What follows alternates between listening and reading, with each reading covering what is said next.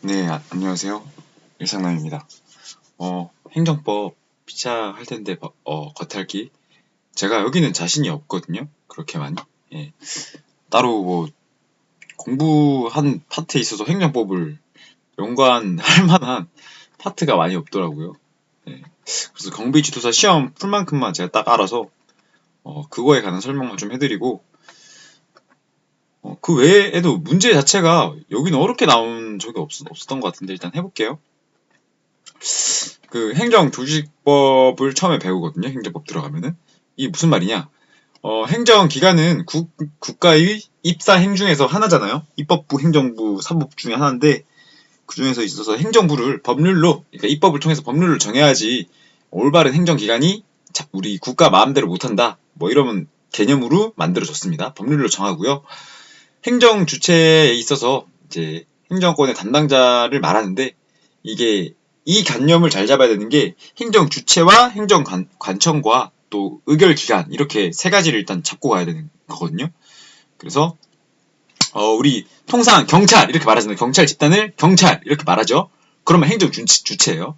그리고 또 대학도 우리가 건물일 뿐인데 또 단체일 뿐인데 무슨 대학 이렇게 말하잖아요. 그것도 행정 주체인 거예요. 우리 고등학교도 고등학교 이렇게 말하는 것도 행정 주체고, 반대로 우체국도 행정 주체가 될 수 있어요. 근데 우체국장으로 가봐요. 우체국장. 그러면 그거는 행정관청이 된다. 행정청이 된다. 예, 대통령 행정청이 된다. 이렇게 생각하면 편하고요. 이런 경우도 있어요. 이제 행정청이 그것까지 알잖아. 근데 실제로 직무를 하는 사람은 누구예요? 직무. 예. 일개 공무원이 직무를 하는 거죠. 예. 그러니까 이 일개 공무원들의 행동도 행정 주체의 행동으로 본다. 라는 개념을 잡으세요. 이게 설명은 없는데 제가 문제 풀 때 이렇게 생각하면 편하더라고요.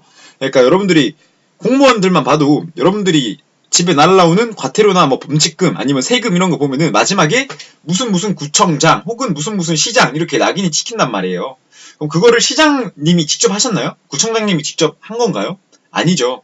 담당자가 하고 마지막에 직인 찍고 우리 경찰에서 한 겁니다. 예, 우리 경찰에서 했어요. 행정 주체인 경찰에서 했어요. 라고 행정청 그 사람이 표현을 해야 되니까 도장을 빵 찍은 거죠. 그래서 준 거예요. 알겠죠? 이러면 쉽죠? 그렇기 때문에 문제가 어떤 식으로 나오냐?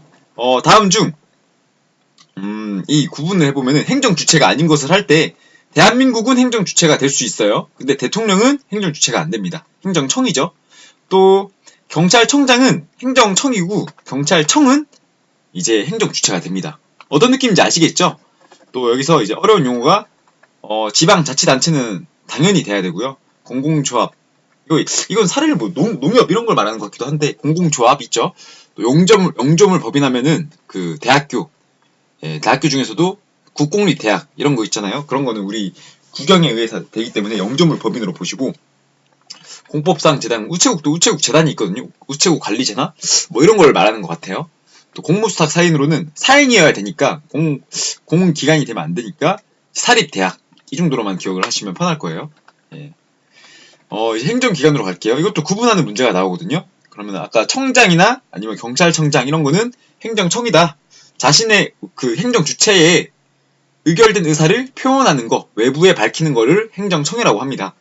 그럼 반대로 그 의사를 의결한 사람이 어디냐? 의결기관이거든요. 그래서 의회랑 의결기관이랑 달라요. 의결기관은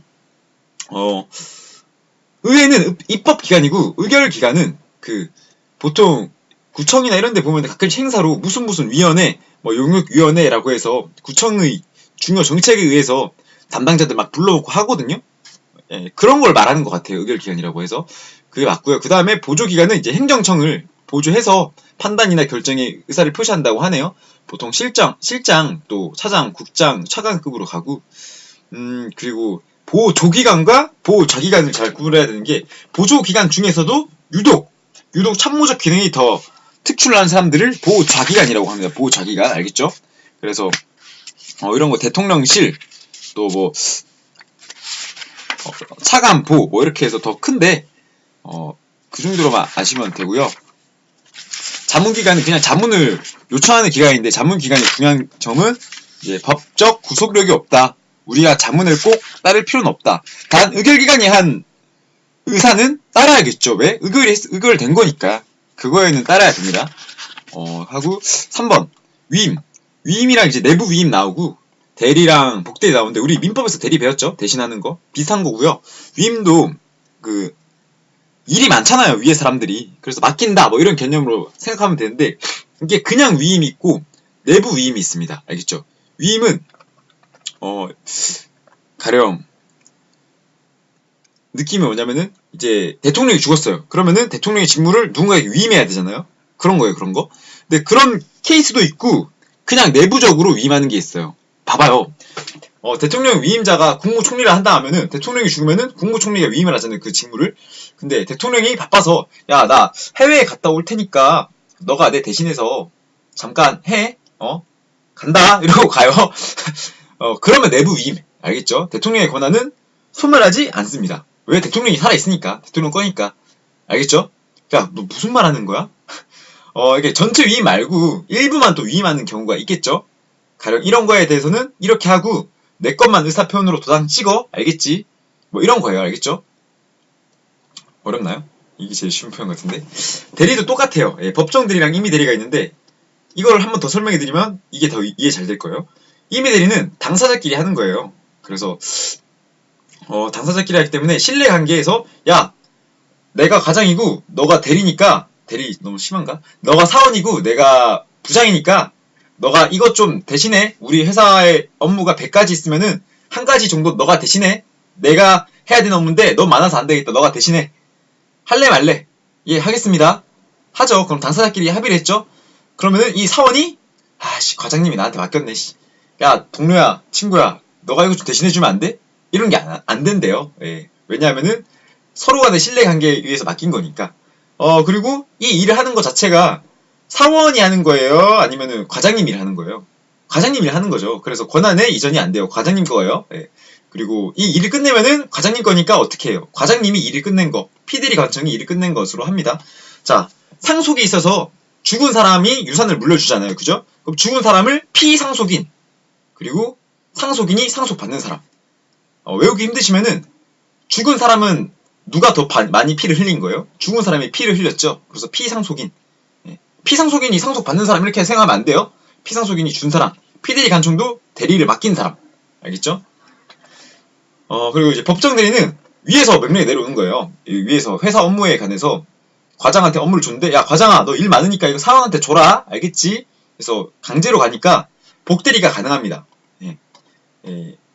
얘도 힘들면 얘도 법정에서 야 사원한테 갔네? 야, 사원 너가 힘들면 딴 사람한테 줘. 과장아 너가 해. 너가 힘들면 딴 사람한테 주고 이렇게 말하고 간 거예요. 그러면 이게 회사의 일을 누가 대리하는 거예요? 원칙상 과장이 대리하는데 대리도 바쁘니까 어떻게 해요? 사원한테 법령에서 이 회장이 하라고 했으니까 너가 대신해 이렇게 하고 가는 거예요. 그리고 얘는 제가 바빠서 얘한테 짬 때렸어요. 예. 인정 이거 하라면서 이렇게 권한 이전이 됩니다. 알겠죠? 이렇게 되고 이 행위한 것 자체가 법령에 의해서 된 거기 때문에 사원이 한 걸로 됩니다. 일한 게. 그럼 뭐가 맞아요? 내부 위임이랑 임의 대리랑 비슷하죠? 느낌이. 자, 그리고 대리권의 행사는 표현입니다. 표현. 알겠죠? 마지막에 임의 대리를 한 경우에는 이제 그 사람 이름으로 표현을 하고 법정 대리를 한 경우에는 내 이름으로 그 대신인 사람의 이름으로 표현을 해야 돼요. 그리고 지방자치로 가는데 이 지방자치단체 구분부터 잡자면은 우리 서울시, 인천시, 제주특별시, 부산광역시 이렇게 나오잖아요. 광역시 이상 그러니까 제주특별시, 인천특별시, 세종특별시, 서울특별시는 구 단위로 끝나죠. 서울시, 강남구 이렇게. 서울시도 지방자치단체고 강남구도 지방자치단체예요. 별개의. 그렇기 때문에 구청에 세금 따로 내야 되고 또 시정에 따로 또 따라야 되고 알겠죠? 반대로 이제 양평군 같은 데로 가보자고요. 경기도 양평군 이런 데는 시가 안 되죠. 시보다 밑이잖아요. 그죠? 그렇기 때문에 군청 단위가 지방자치단체고요. 또 창원시 같은 경우에는 구로 나뉘어지더라도 창원시 모두 구청이 없어요. 창원시청이 다 해요. 알겠죠? 이게 지방자치단체고 주민자치와 단체자치의 차이가 있습니다. 지방자치단체를 단체자치를 하고요. 법률적 의미의 자치로서 법에 어떤 권한 다 주는 거고, 주민자치는 정치적 의미의 자치로 주민들이 스스로 하는 자치를 주민자치라고 합니다. 용어 차이를 아시면 되고, 지방자치단체에는 지방의회, 지방자치단체장, 교육위원회, 교육감이 있다. 지방교육위원회, 지방교육감. 의결기관. 다시 죄송합니다. 이거는 이제 입법기관이고, 얘네는 권한을 행사하거나, 권리를 행사하거나 표현하는 기관이다. 이렇게 아시면 돼요. 청장들, 행정관청으로 기억하는 게 더 편하겠죠. 이렇게 줄어드니까. 6번, 권리와 의무의 사무분류.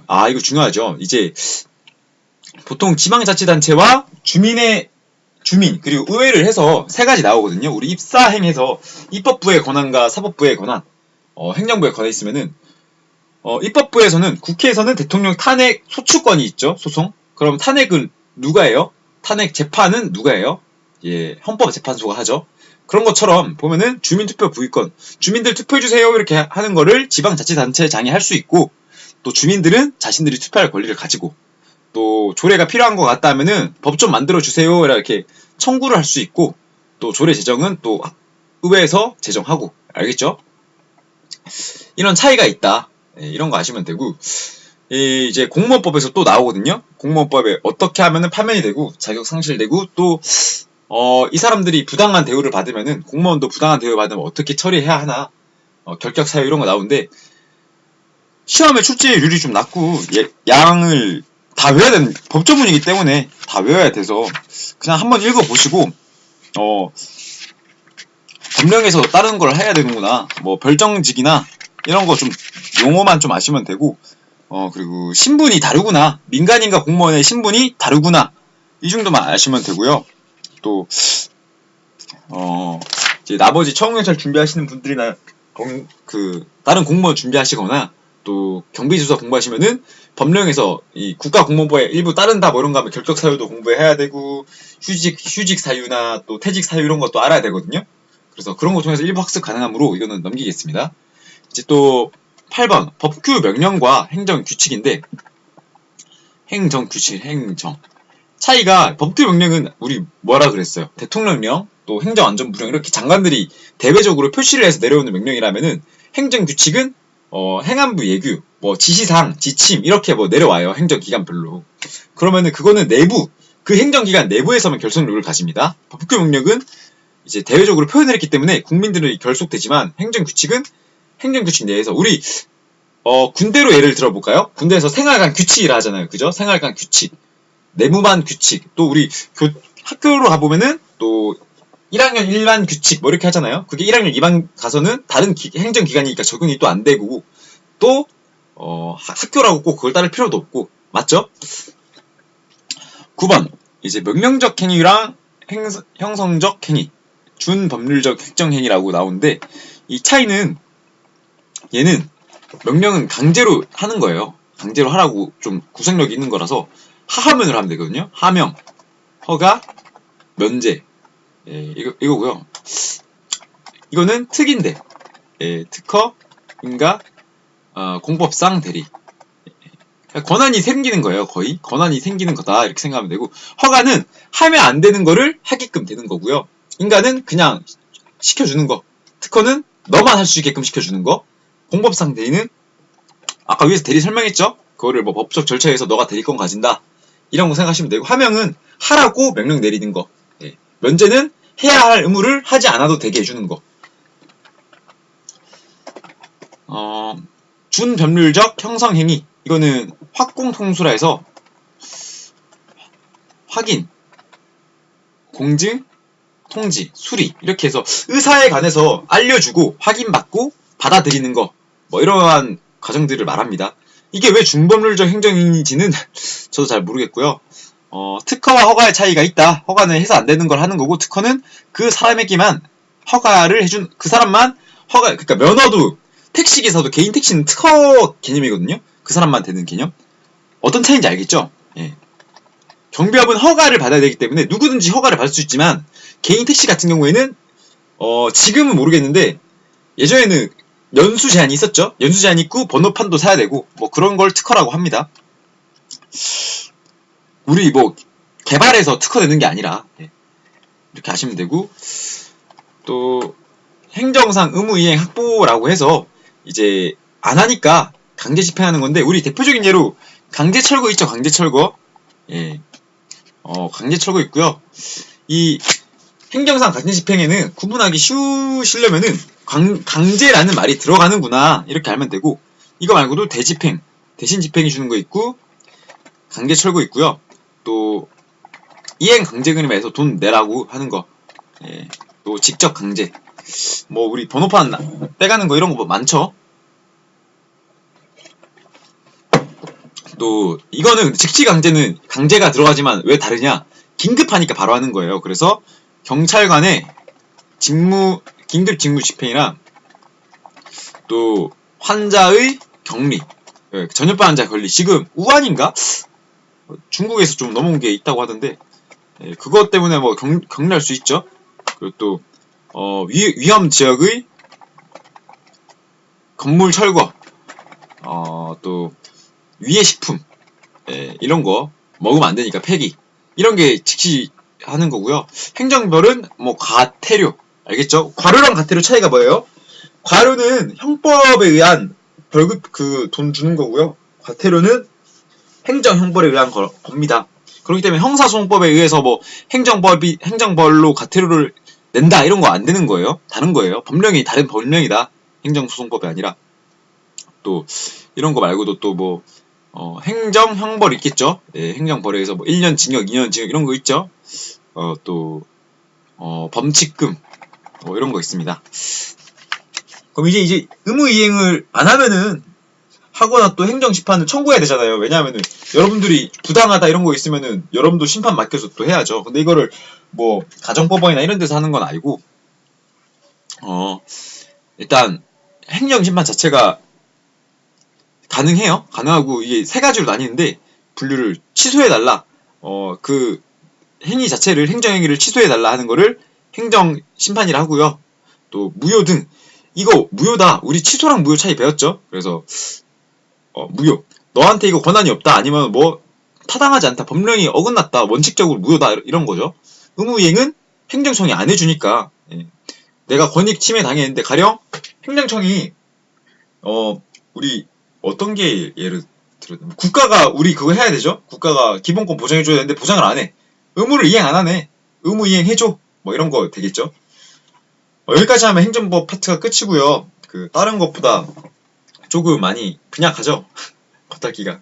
근데 이 정도만 하고 가도 여러분들이 직접 공부하실 때는 어려운 부분 없이 다 되실 거라 생각되고, 문제도 많이 안 나왔었어가지고 재밌게 푸시면 됩니다. 이거는. 그럼 이제 겉핥기 끝내도록 하고요. 이게 제가 한번 시간이 나면은 또 좋은 강의로, 또 좋은 컨텐츠로 돌아올 수 있도록 하겠습니다. 고생하셨습니다.